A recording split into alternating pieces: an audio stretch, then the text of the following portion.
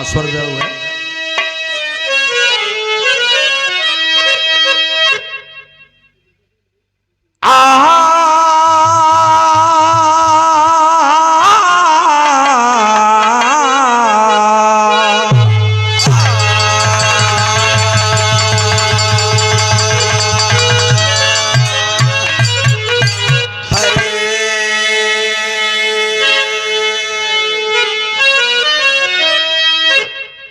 चार लाइन बिरहा में भूमिका दी गई है। कवि जी की भूमिका है। लाइन क्या है बेटा?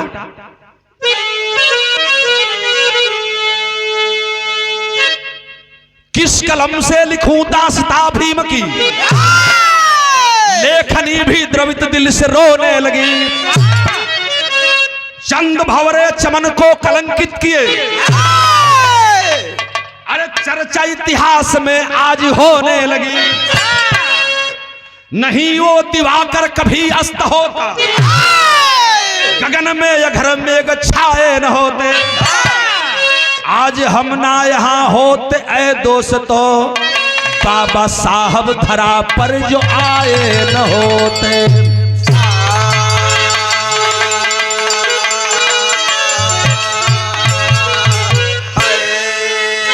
एक लाइन बिरहा में तरज बा और एक नई नई गजल बा। वो बिरहा का यही गजल से यही बिरहा से वो गजल का शुरुआत बा। कौन सी गजल है विमलेश?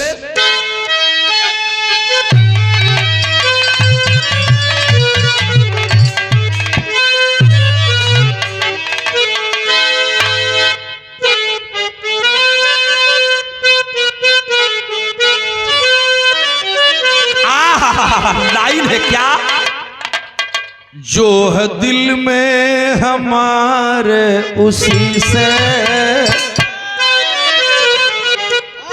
शुभम बाबू, जो है दिल में, सीता जी, जो है दिल में हमारे उसी से, हम उसी का पता पूछते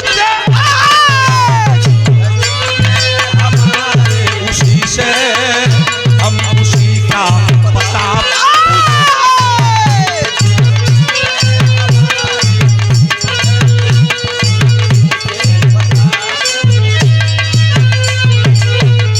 जो है दिल में हमारे उसी से, हम उसी का पता पूछते हैं। दोस्तों के मोहल्ले में रह करी, दोस्तों के मोहल्ले में रह करे दोस्ती का पता पूछते हैं। दोस्तों के मोहल्ले में रह करे दोस्ती का पता पूछते हैं।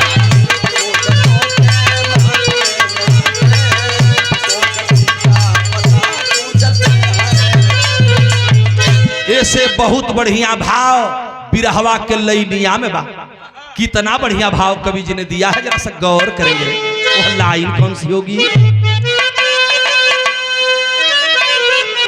होती सदियों से उपहास जिनकी, पढ़े लिखे समाज के लोग बैठे हैं, पढ़े लिखे भैया लोग बैठे बाटा। तनी से शाब्दिक भाव पर गौर करेंगे। कितना ऊंचा भाव है, कवि की सोच कितनी ऊंची है। होती सदियों से उपहास जिनकी, आज इतिहास गाने चला। होती सदियों से उपहास जिनकी, आज इतिहास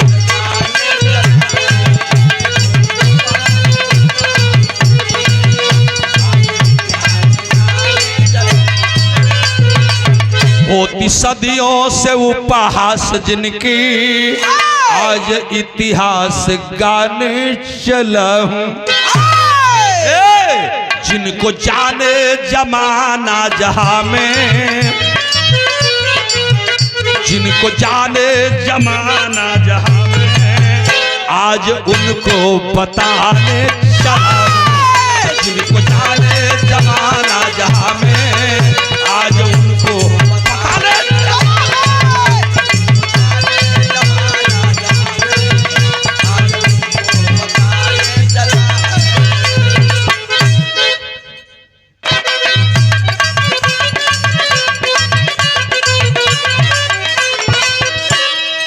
ललार लार लला ललार लार लला लार लाल लर लारा तनारा नार लना नार नान नर नारा।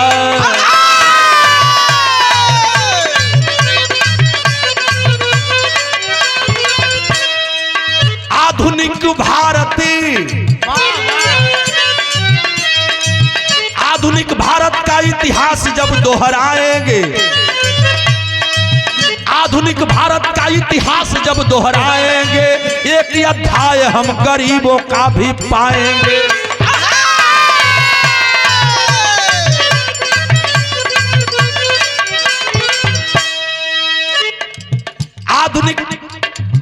आधुनिक भारत का इतिहास जब दोहराएंगे, एक अध्याय हम गद्दारों का भी पाएंगे।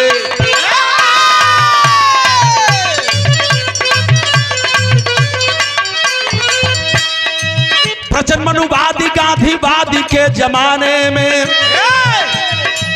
प्रचंडमनुवाद गांधीवादी के जमाने में भीम भी झुके नहीं दलितों को बचाने में।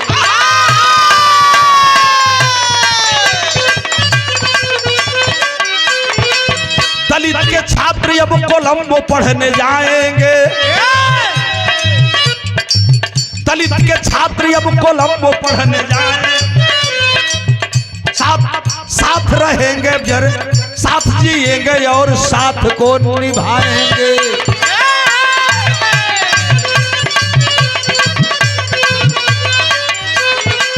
कोलंबो प्लान दलित छात्र एक शोध किए,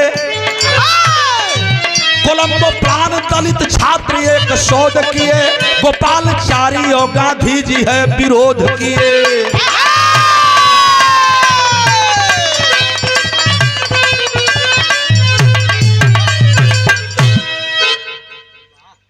ये सादर से ताकि बिरहवा समझने में दिक्कत न हो। अंग्रेजी शासन था, हमारा देश गुलाम था, यह आप सारे लोग जानते हैं। इसी समय बाबा साहब आते हैं, गांधी आते हैं, नेहरू आते हैं, तमाम स्टोरियां इतिहास बताता है। उसी में से क्षण करके यह कहानी आई है। एक बार की बात है मेरे बाबूजी, लॉर्ड लिनलिथगो, लॉर्ड लिनलिथगो जो अंग्रेजी गवर्नर था, यह भारत में 1936 में गवर्नर बना और 1936 से 1943 तक भारत का गवर्नर रहा। इसी बीच लॉर्ड लिनलिथगो के समय काल में गांधी एंड कंपनी के लोगों ने, गांधी सी गोपालचारी और उनके मित्रों ने एक बार लॉर्ड लिनलिथगो के ऑफिस में गए। लॉर्ड लिनलिथगो भारतीय नेताओं का स्वागत किया, सम्मान किया, सारे लोग बैठ गए, हंसी ठहाका बातें हो रही हैं, देश पर चर्चा हो रही है। एकाएक लॉर्ड लिनलिथगो बोल पड़ा, गांधी जी, अंग्रेजवा सारे यहीं के बोले सो हो भैया, तो के टो कहां सो, ठो कहां सो, तुमको किधर जाना मांगता है, तुम कहां जाता है। कबो कबो देख ले वालो ड्रामा में कोनो अंग्रेज बन जाला तो वैठ के बोली, टो के ठो कही, अड़ो कही, तेरे को क्या मांगता है, तुम कहां रहता है। अगर कह दिला कि मैं गांव में रहता है तो कहीं सो सारे के अच्छा तुम गांव में रहता है, मैंने वैठ के बोला सो, तो के ठो कहां सो, अड़ो कहां सो। कहला गांधी जी आपको क्या चाहिए। कहला सर मेरी इच्छा है कि भारत में हिंदू विश्वविद्यालय के लिए कुछ अनुदान दे दिया जाए, जिससे मेरे हिंदू छात्र पढ़ेंगे। मुस्कुरा पड़ा लॉर्ड लिनलिथगो, हंसने लगा। गांधी जी अवाक हो गए कि ओ हो। तब तक लॉर्ड लिनलिथगो सवाल कर दिया, केवल हिंदू विश्वविद्यालय के लिए। समझ गए गांधी जी कि मैं फंस जाऊंगा। कलम तो ऐसा है कि मुस्लिम विद्यालय के लिए दे दीजिए। कल ठीक है, मैं यथासंभव जितने रकम लगेगी हिंदू विश्वविद्यालय और मुस्लिम विश्वविद्यालयों में पढ़ने वाले बच्चों की छात्रवृत्ति के लिए, उनके सहयोग के लिए, उन विश्वविद्यालयों को सजाने के लिए मैं आपको आर्थिक मदद करूंगा। ये मैं वादा करता हूं। कुछ रुपयों की घोषणा भी किया। गांधी एंड कंपनी के लोग बड़ा खुश हुए, मगन हुए, और वापस जब निकले तई खबरिया दलित मसीहा हमारे शूद्रों के देवता बाबा साहब अंबेडकर को लगी। कहने लगे कि गांधी जी और गोपालचारी एंड कंपनी के लोग लॉर्ड लिथगो के पास गए थे, मामला क्या है? सोचते सोचते दिमाग में बैठा, ना रह गल, बाबा साहब भी चल गए। जब बाबा साहब गए तो मुस्कुरा पड़ा लॉर्ड लिथगो, कहा कि कहियो अंबेडकर कैसे आना हुआ है, क्या बात है बताओ, अंबेडकर कैसे हो? कहा सर मैं तो ठीक हूं, लेकिन मैं कुछ जानने के लिए आया हूं। कहा क्या जानना चाहता है? अभी तो गांधी आया था, हमने उसको हिंदू विश्वविद्यालय के लिए रुपए दिया है, मुस्लिम विश्वविद्यालय के दिया है। सोचने लगे बाबा साहब, हम शूद्र समाज के लोग 85% के लोग, न हम हिंदू में आते हैं न मुस्लिम में आते हैं। यहां के मूल निवासी लोग न हिंदू हैं न मुस्लिम हैं। अर्थात हिंदू विश्वविद्यालय के लिए जो सहायता आपने दिया है उसमें हिंदू विश्वविद्यालय के लोग पढ़ेंगे, हिंदू लोग पढ़ेंगे, और हम तो छूत के छूत ही रह गए। मुस्लिम विद्यालय में हम पढ़ नहीं पाएंगे। तो तुमको क्या चाहिए अंबेडकर? कहा सर अगर ऐसी ही बात है तो मेरी भी एक इच्छा पूरी कर दीजिए। कहा कौन सी इच्छा है? कहा कि मेरी इच्छा है कि हमारे शूद्र समाज के लोग भी, यहाँ के मूल निवासी 85% के लोग भी विदेश में पढ़ें। यह मांग जब बाबा साहब ने रखा, अंग्रेज गवर्नर भौचक्का हो गया। सोच गया कि अंबेडकर तुम्हारी कितनी ऊंची सोच है, क्या मांगता है तुम? बोल पड़ा लॉर्ड लिथगो, क्या चाहिए?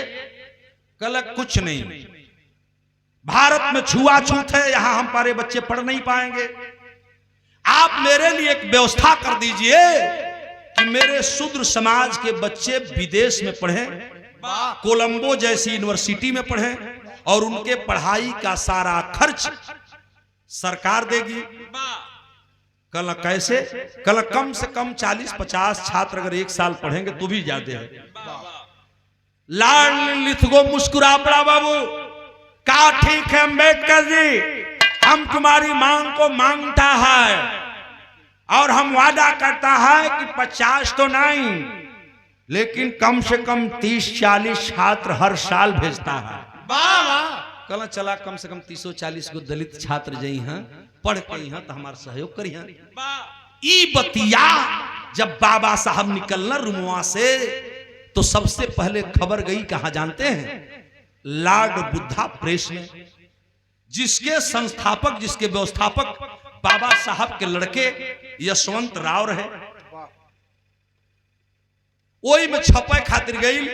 आज जब पेपर में वो लड़का खबर छापा लगल कि बाबा साहब हमारे पिताजी मंगले हुआ कि लड़का दलित विदेश जाके पढ़ी, तो उनके अंदर एक घुटन महसूस होने लगल। खुशी भी भई, लेकिन ये खबर जब गांधी एंड कंपनी के लोगों को लगी, मेरे बाबूजी, दिल के अंदर सांप लौट गया कि एक शूद्र समाज का बेटा अंबेडकर जब पढ़ करके आया है तो पूरे भारत में हमारे समाज के लोगों को जीना दूभर कर दिया है। आज अभी 50 को हर साल पढ़ के ही तब का करी यह बतिया गांधी के छेदा लगल। सी गोपालाचारी एंड कंपनी के लोगों को बेधने लगी। जसवंत राव अपने बाबूजी का खबरिया अपने प्रेस में छापने चले। आज छापा लगला तब बाबा साहब के बोलू ना जसवंत, और पिताजी के बुला के कहला क्या लाइन तरज लगी है बिमलेश।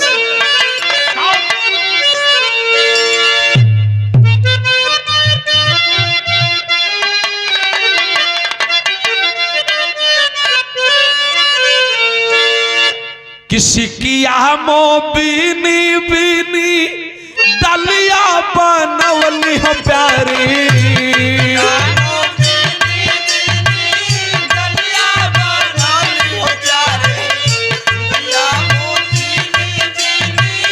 दलिया बनवली हो प्यारी, मुसवाला दनिया कैली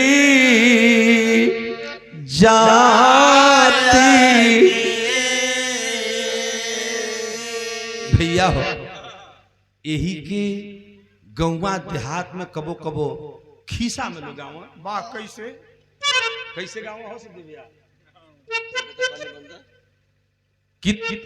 बार कहली की बंदर कूद जा जमुनवा में, कूद जा जमुनवा में, नहीं मनला कहाना मारी। लेकिन लाड बुद्धा प्रेसावा में छपली खबरिया पंचू, छपली खबरिया लिखला अम्बेडकर ऊपर नाम जी।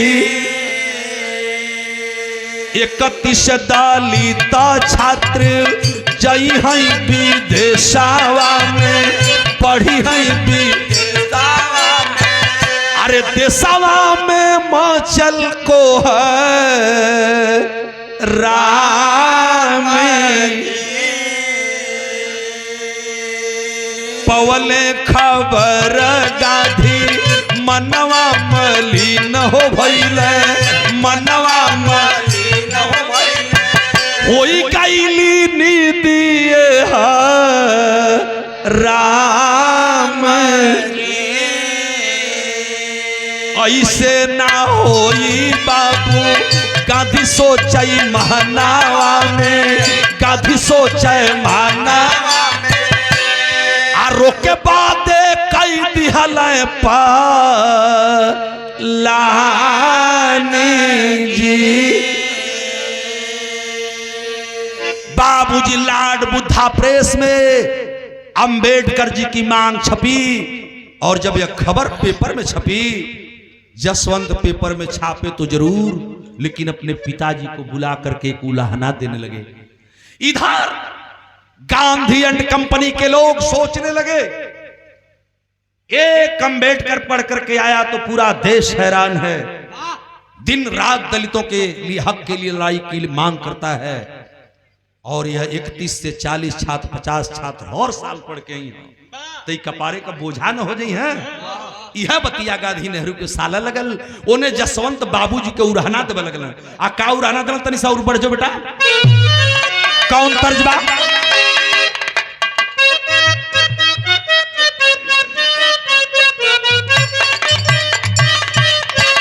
यह तर्ज लगल कि पियावा, अरे पियावा मिलल बाला ला मुंगवा बोलै के सपनावा ये नाना तू।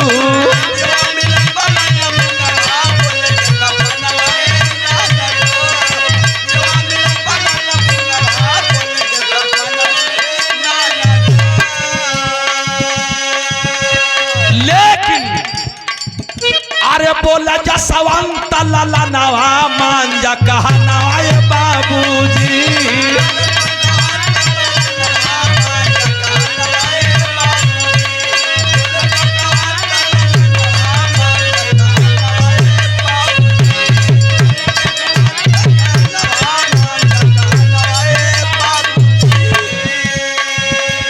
बाबू यशवंत बोल पड़े अपने बाबूजी से, पिताजी आप दलितों के चक्कर में पड़े हैं, शूद्रों की भलाई के सोच के विषय में सोच रहे हैं।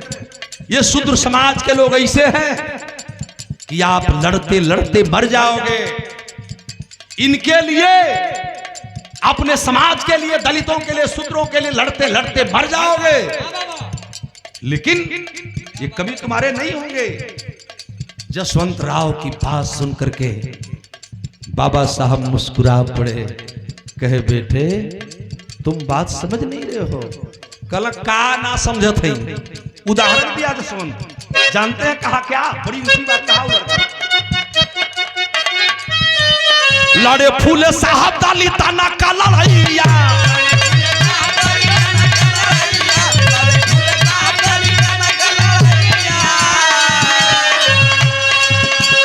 भैला अकेल को ही भैला सहैया।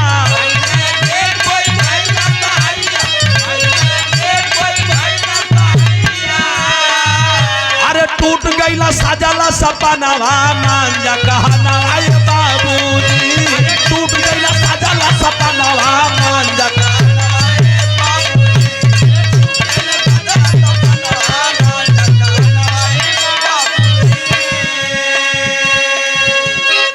कहला बेटा फूले साहब लड़े, संत गाडगे महाराज लड़े, छत्रपति साहू जैसे महापुरुष धरती पर आए, सारे लोगों ने दलित समाज के लिए संघर्ष किया। माता सावित्री बाई फूले, फातिमा शेख साहब जैसी महिलाओं ने गोबर कीचड़ गंदा बर्दाश्त किया। और आप कहते हो कि दलित को विदेश न पढ़ने भेजा जाए। अरे किसी तरह तो मांग मिली है।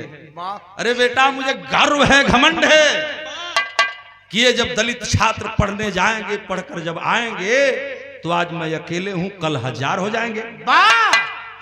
समझावत हूं बाबूजी अपनी बेटा के, कितना बढ़िया बात कवि जी लिखने होते हैं। देखा जाके कोलंबो जब कारी हा पढ़ैया,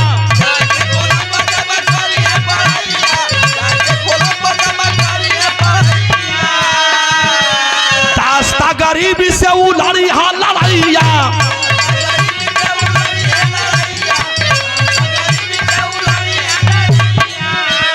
ये बेटा पूरा होई हमारो सपनावा मान जा कहनावा ये बेटावा, पूरा होई हमारो सपनावा मान जा।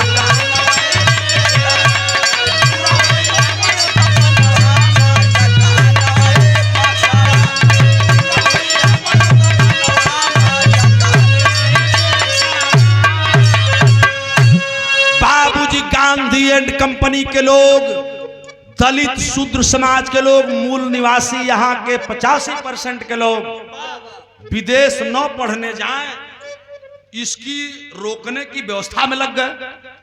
आप बाबा साहब उनके विदेश भेजे की व्यवस्था में लग गई ना। अब देखा भाई का एक तुकान तर्ज भी वैसे लगल। कौन तर्ज लगा बेटा?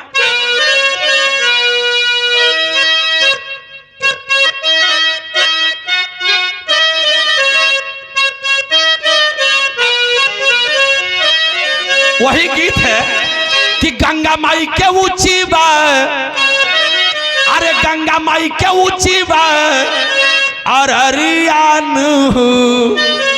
तापर बैठा जाए भी।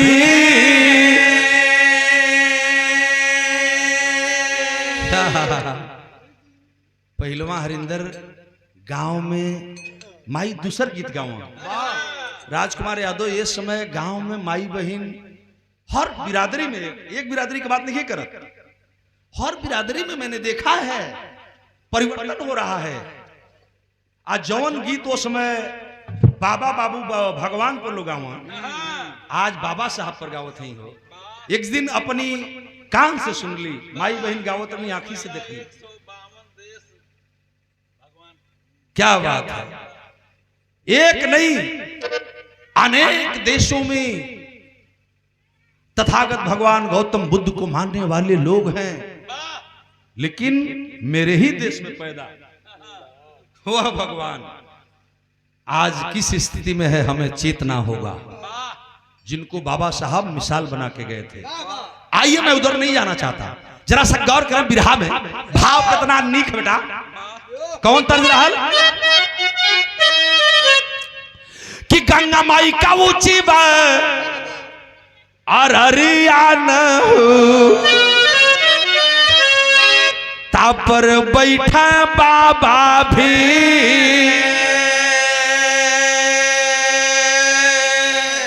लेकिन पूरे देश से बाबा साहब जो पढ़ने में तेज बच्चे थे, शूद्र समाज में 85% के जो बच्चे थे, वो कौनो बिरादरी में जो 85 में लोग आवल, हम उनकी बात कर रहे हैं, उसमें से लोग छांटे और बाबा साहब छांट करके किसी किसी हालत पहली बेर राजकुमार यादव 31 लड़का मिलना और 31 बच्चों को बाबा साहब विदेश बढ़ने की तैयारी कर दिए।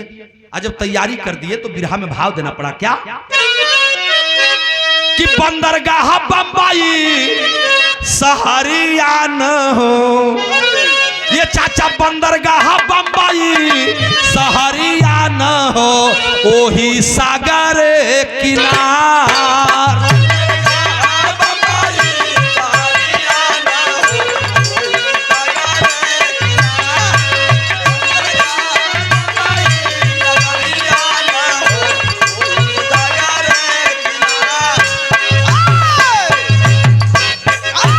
बाबूजी समुद्र का रास्ता था, समुद्र के किनारे ही विदेश जाने की तैयारी हो गई।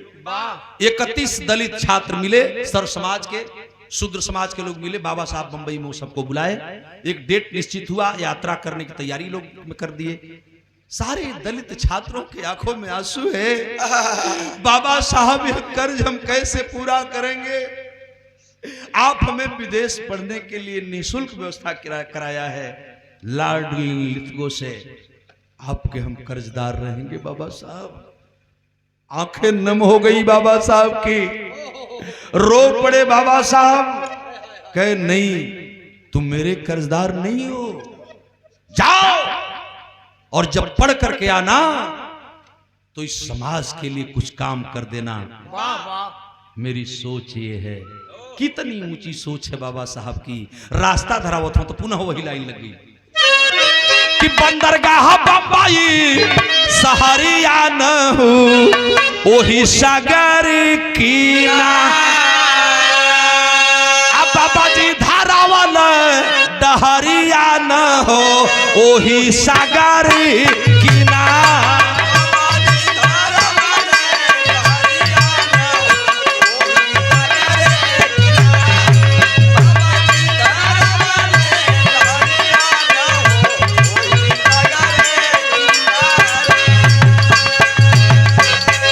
हाथ जोड़ी छात्र बोले बाबा के सामनावा,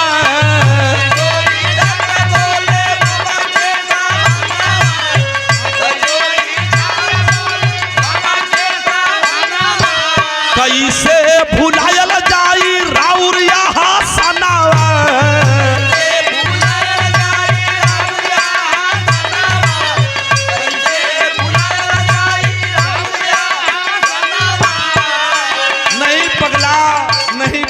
नहीं बेटे जाओ रे बेटा, मेरा कोई एहसान नहीं है, लेकिन पढ़ करके जब तुम आना तो एक काम कर देना। वहीं रोके बाबा साहब ने कहा था, रखी हाथ पुलक पगरिया न हो,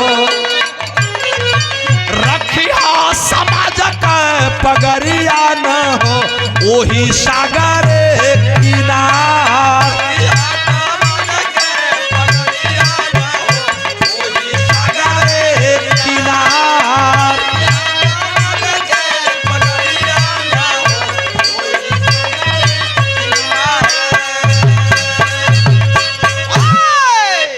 बेटे जाओ और जा करके पढ़ लिख करके आना, आ करके समाज की सेवा करना, मेरा सहयोग करना। जहां दलित छात्रों को, दलित लोगों को जहां जरूरत हो वहां मदद करना, मेरी मदद मत करना तुम, मुझे तेरी जरूरत नहीं है, समाज को जरूरत है। वाह वाह। ई बतिया जब बाबा साहब कहना, सारे लड़के रो पड़े। पढ़े खातिर गई ना राजकुमार, आज जब पढ़े खातिर लोग विदेश में गए, पढ़ाई भी करने लगे, सारी व्यवस्था उनके पढ़ने लिखने की, कॉपी किताब, खाना पीना, सारी व्यवस्था सरकार की तरफ से थी। वाह वाह। उनको निःशुल्क पढ़ना था, उनकी व्यवस्था सरकार को करनी थी, जैसा अंग्रेजों ने वादा किया था, लाडली लिथगो ने जैसा वादा किया था। पहली खेप कलैका पढ़े खातिर गई ना तो जरूर इधर गांधी एंड कंपनी के लोग लग गए कि एक खेप में पढ़े बच्चे पढ़ने तो गए हैं, लेकिन जो आएंगे लौट करके तो इनको ऐसी फूट डालो कि यह अंबेडकर का साथ न दें। और दूसरी तरफ लोग लग गए कि इनको ऐसा रोक दो कि फिर अगली खेप अंबेडकर भेज न पाओ। जब ये फूट जाएंगे तो दूसरी बार ये जाएंगे नहीं। भैया यह तो खड़मंडल हो गल बिरहा में, जरा देखा गजब भाव बल्ले बाबू का भइल है। मुन्ना कौन गीत बा?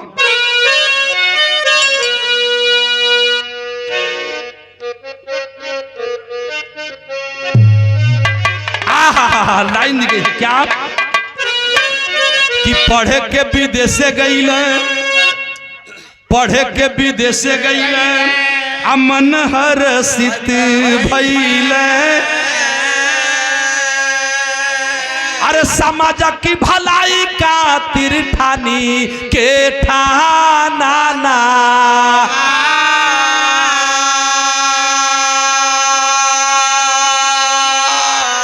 कई के पढ़ाई पूरी, ये चाचा कई के पढ़ाई पूरी अइल वतनावा में।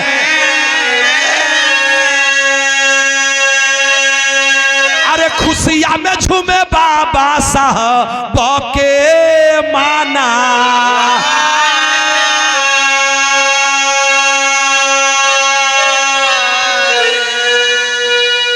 लेकिन 29 छात्र भागाले,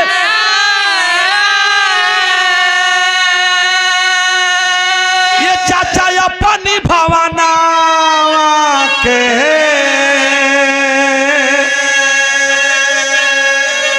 अरे तोड़ने समाज वाला सजल सपना।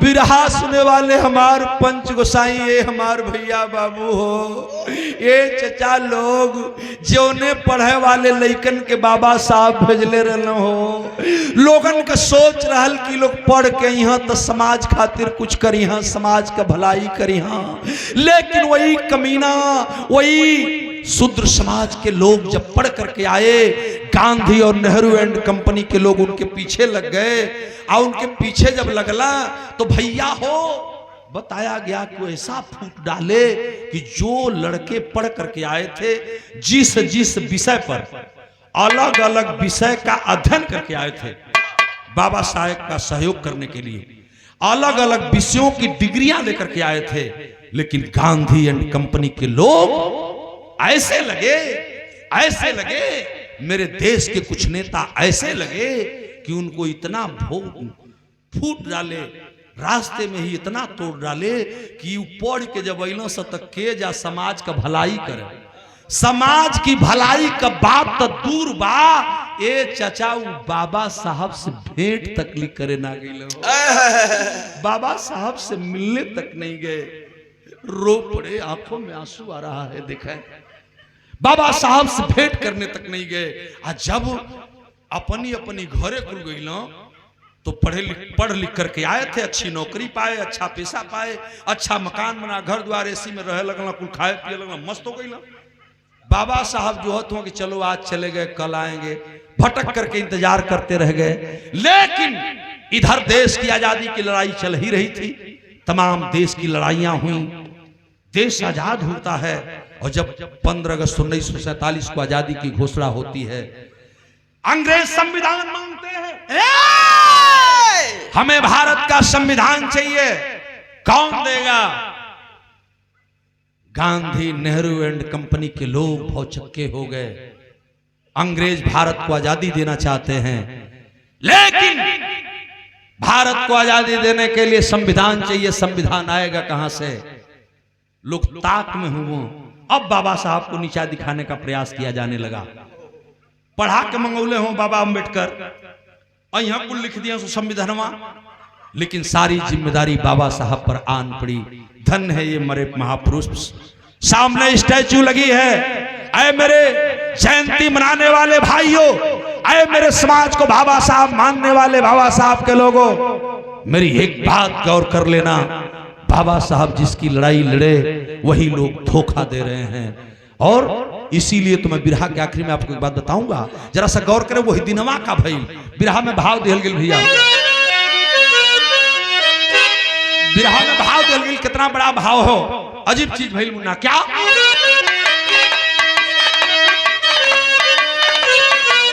तेरी लगल बेटा, तनी बढ़ के दो।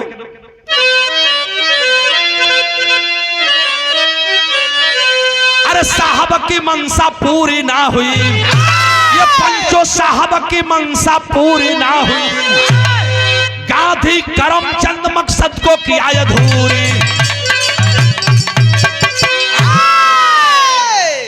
छल से छलिया कई दिहला छल भारी बाबा साहब संगे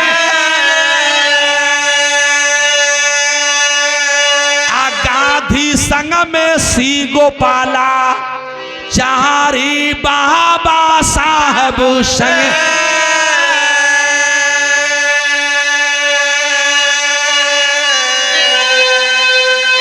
धोखा कर दिए। देश के गद्दारों में उन पढ़े लिखों का नाम भी जुड़ गया। मिल गए उन्हीं गांधी एंड कंपनी के लोगों से, ठोकर मार दिए बाबा साहब को। लेकिन बाबा साहब झुके नहीं, टूटे नहीं, हिम्मत नहीं हारे। और वक्त पर जब अंग्रेजों को संविधान देने की बारी आई, तमाम समितियां बनी, तमाम ग्रुप बने, तमाम लोगों को अध्यक्ष बनाया गया। लेकिन बाबा साहब एक अकेले ऐसे व्यक्ति रहे जो हर समितियों में सदस्य थे। और मौका मिल रहा है तो करने क्या जा रहा है, यहां का बतिया यहां छोड़ दो। गांधी एंड उनके समधी सी गोपालाचारी ये और उनके साथियों ने सोचा कि हम इनको रोकेंगे कैसे। तो 1947 में जब देश आजाद होता है, भारत को संविधान की जरूरत पड़ी, तो अंग्रेजों का लास्ट गवर्नर जिसका नाम Lord Mountbatten, last governor Lord Mountbatten आजादी के बाद भी 2-3 साल हमारी भारत में रहल कि देखी तो भारत कैसे चलत बा। तो अंग्रेजों का लास्ट गवर्नर था, आजाद भारत का भी प्रथम गवर्नर वही रहा। लेकिन आजाद भारत के दूसरे गवर्नर के रूप में और पहले भारतीय व्यक्ति के गवर्नर के रूप में मेरे देश के गवर्नर सी गोपालाचारी बने। यानी भारत के प्रथम भारतीय गवर्नर और भारत के दूसरे नंबर के सी गोपालाचारी जी गवर्नर बने। यही में तो गांधी और कंपनी के लोगन के मौका मिल गया। आज जब मौका मिल गया तो भैल का बिरहा गजब हो गल बाबू। वही पापट का लाइन लगी बेटा,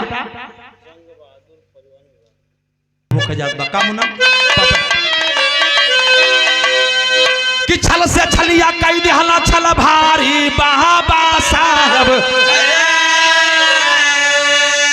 गांधी संग में सी गोपाला चारी बाबा साहब लाडली लिथ गो से उलहल देख बाया देश लिखवाई शुल्क शिक्षा वाला आदेश रद्द करवाई। ये चाचा हमारे साथ है, अरे 85 साथ है, कैला भारी गद्दारी बहावा।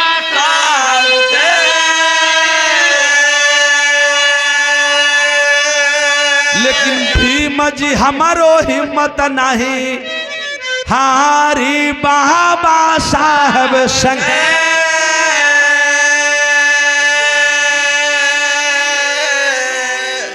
वह कमीना जो दुष्ट प्रकृति के सोच वाले व्यक्ति थे, लाडली लिथगो से निःशुल्क जो विदेश पढ़ने की व्यवस्था थी दलित छात्रों की, शूद्र छात्रों की, यहाँ के मूल निवासियों की 85% के लोगों ने आदेश को निरस्त करवा दिया, लिखवा लिया, आदेश पारित करा लिया। जब गवर्नर बने सी गोपालाचारी तब इनको और मौका मिल गया। बाबूजी देखा है उसके बाद झकझोर दिया बाबा साहब के कलेजों को आदेश ने, लेकिन हिम्मत नहीं टूटी। और होता क्या है, बिरहा के आल्हा लगल लिखल गल बेटा भाई का तन देखा।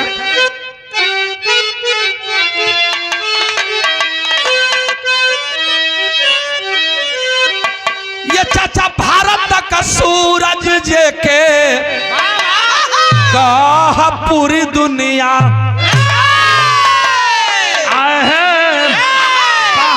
बाबा साथे भैला भारी दुखवा हो आपा।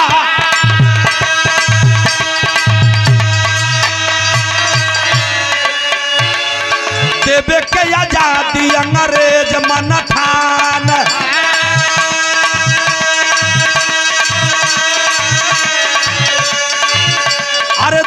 संविधान या पकई के तैयार।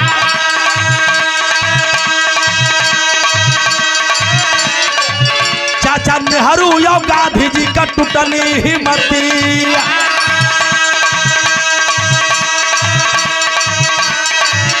यही बाबा साहब आगे अइला होई के लाचार।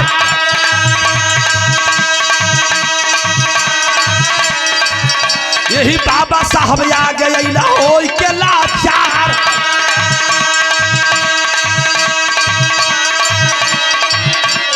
एनजीओ के खेवड़ा गड़े रत्नाकर गावटी करे। यही 3 छात्र साथ दिए ही उबार।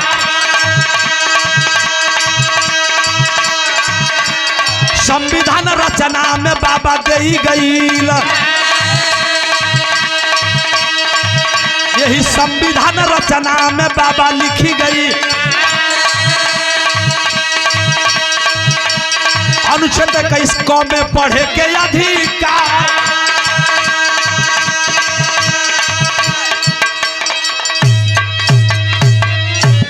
समझ गए थे बाबा साहब, पहले ही समझ गए थे बाबा साहब कि जब इन लोगों को पढ़ने नहीं दिया गया तो मेरे साथ और धोखा हुआ और वही हुआ। लेकिन बिरहा सुनने वाले श्रोता बंधुओं, जब संविधान लिखने का मौका मिला बाबा साहब को, तो बाबा साहब ने इस दलित समाज 85% के लोगों को ऊंची शिक्षा में पढ़ने की भागीदारी निःशुल्क तो नहीं कर पाए, लेकिन संविधान के अनुच्छेद 21 क में, संविधान के अनुच्छेद 21 क में बाबा साहब ने एक अधिकार दिया है। जानते हैं कौन सा अधिकार? 6 वर्ष से 14 वर्ष तक का बच्चा निःशुल्क पढ़ेगा। लेकिन यह अधिकार पूरे 85% के लोगों का था। बाद में इन्हीं लोगों ने उसमें परिवर्तन किया और आज भी माठ साहब बैठे हैं, तमाम बुद्धिजीवी वर्ग के लोग बैठे हैं, बिरहा सुन रहे हैं।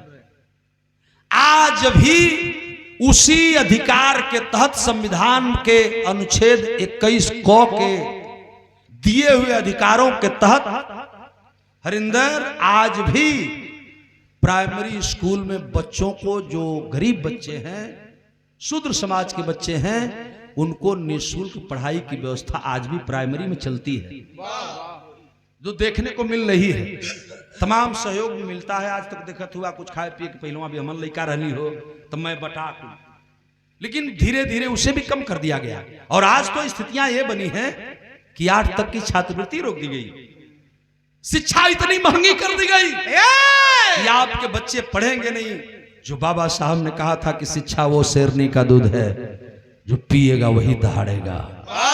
लेकिन ऐ मेरे पढ़े लिखे समाज के भाइयों, ऐ मेरे बिरहा के श्रोता बंधुओं, अगर हम पढ़ नहीं पाएंगे तो फिर लड़ क्या पाएंगे? आपको सोचना होगा। ये सरकारें, देश की चल रही व्यवस्थाएं हमें कहां लेकर के जा रही हैं? सबसे पहले आपकी शिक्षा महंगी की गई और आपको शिक्षित होने से रोकने का प्लान है। आप शिक्षित नहीं होगे तो अपने हक की मांग नहीं करोगे। और यही हो रहा है अपने देश में। 2-4 गो लोगन के छोड़ के अब हम गिनाई ना, समझ ला लो तोपल में कुछ लोग ऐसा बाड़ा, उन्होंने खाली यह पता बा कि ज्यादा हमके खुरपिए चलावे का होई पढ़ के। सही है। उन्हन के दिमाग में यह कि का करे के हमके रोज मछरिए मार के बेचा के हता, हमके का सरकार 5 किलो देती है, कोनो जरूरी है हमार लड़का डिप्टी कलेक्टर हुई है। अरे घोड़ा, बाबा साहब वो अधिकार दे करके गए हैं संविधान में कि तुम पढ़ो, लड़ो, शिक्षित बनो और deputy collector, commissioner, engineer, doctor, master बनो।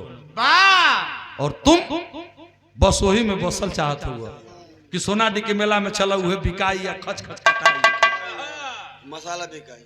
ए मेरे साथियों, बिरहा बड़ा अनोखा है, इसलिए कलेजा फट जाता है लिखते वक्त। बाबा साहब आखिरी भाषण में 18 मार्च 1956 को रोते रोते अपने भाषण में एक शब्द कहा था educated peoples decent to me, अर्थात मुझको अगर किसी ने धोखा दिया है तो मेरे समाज के पढ़े लिखे लोगों ने धोखा दिया है।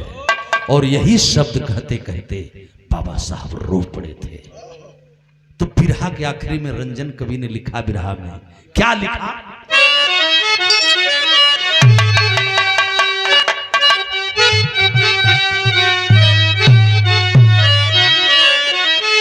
जैसे मारला बहेलिया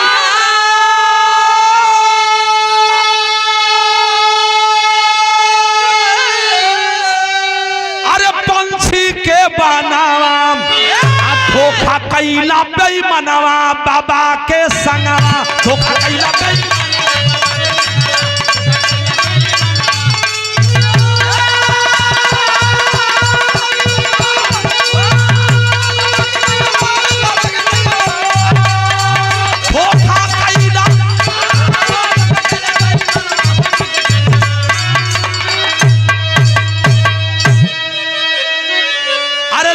गवर्नर सी गोपालचारी बन के आया, तो शिक्षा वाला आदेश वो निरस्त करवाया।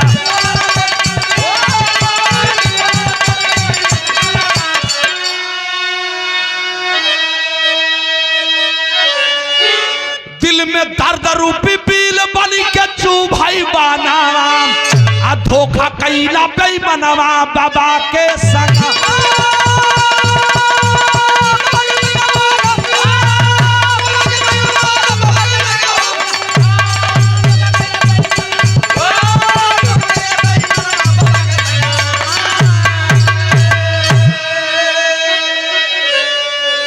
मन की इच्छा पूरी न हुई, इच्छा रही अधूरी,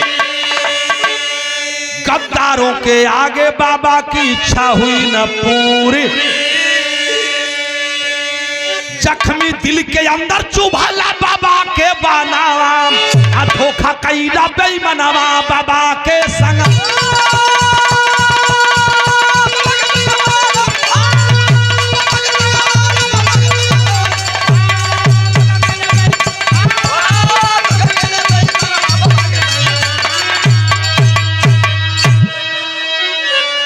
गुरुदिल मोहम्मद राम सेवक सिंह, सीयू बदन हरिद्वार।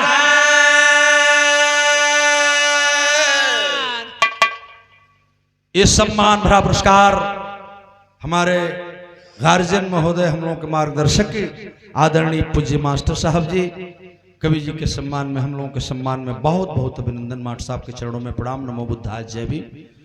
बाबा साहब के संघर्ष की कहानी खत्म होती है, आखिरी लाइन में दिया गया है क्या? गुरुदिल मोहम्मद राम सेवक सिंह, सीयू बदन हरिद्वार। कभी गया लाल जगलू यादव, जगधारी देहल प्यार। अरे साहब की मनसा पूरी ना हुई, अरे मुन राम साहब की मनसा पूरी ना हुई। गौरी ईश्वर चंद्र रंजन बिरहा की धूरी, साहब की मनसा पूरी।